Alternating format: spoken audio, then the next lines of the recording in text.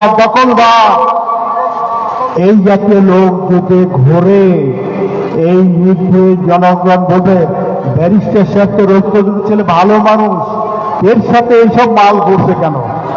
আমার সাথে যদি ঘুরে বলবে শহীদুল ইসলাম তো ভালো মানুষ, আমাদের এত কাজ করেছে, তাকে আমরা উন্নয়নের রূপকার হিসাবে জানি, শহীদুল ইসলামকে এসব মাল নিয়ে ঘুরছে কেন? অতএব বাবা, তোমার করে বিনীত অনুরোধ, আগামী দিনে অপার ভবিষ্যৎ সম্ভাবনা তোমার জন্য অপেক্ষা করছে। নিজেকে এইসব জিনিসগুলোর কাছ থেকে তুমি নিজেকে রক্ষা করো বাবা।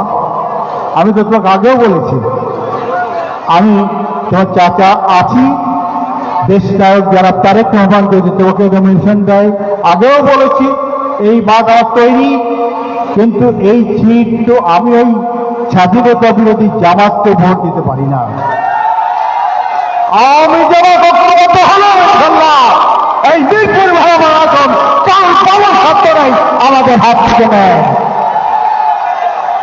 তোমরা আজকে 31 বছর সম্পর্কে যদি জানলে, বাবা মাকে বলবে 31 দফা সম্পর্কে সব শ্রেণী পেশার মানুষের সমস্যার কথা আছে। সবচেয়ে বড় কথা বাংলাদেশের স্বাধীনতা সার্বভৌমত্ব রক্ষা। আর সরকার যদি পাল্টিবাল্টি করে, এই সরকার ফেলে দিলে যে নিরপেক্ষ ভোটের ব্যবস্থা তারেক রহমান করবে। অতএব আগামী যে ভোট, এই ভোটটা তারেক রহমানের মুখের দিকে তাকিয়ে ধানের শীষে দিয়ে তারেক রহমানকে সরকারে গঠন করা সুরক্ষিত হবে। সব শেষে একটি কথা বলতে চাই, ষড়যন্ত্র চলছে, প্রতিবেশী দেশ দিদি ওখানে আছে, তারা ষড়যন্ত্র করছে। এখানে আওয়ামী জামাত সৃষ্টি করেছে, তারা ধুলাবাড়িতে মাছ শিকার করতে চায়।